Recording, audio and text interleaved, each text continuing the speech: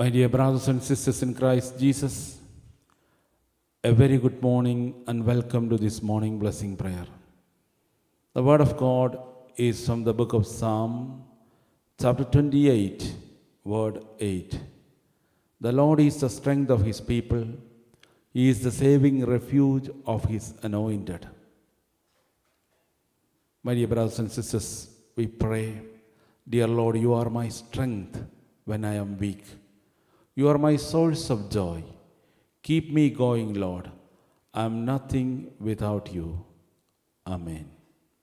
Prayer to Mary, Mother of Mercy. Listen to our prayer and present it to Jesus, your Son, our only Redeemer.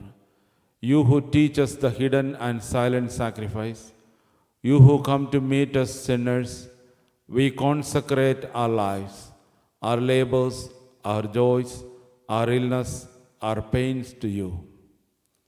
You, our hope, look upon us with kindness. Teach us to go before Jesus, and if we fall, help us to rise and return to him. Confessing our faults, grant us a great love for the sacraments, the footprints left by your Son on earth.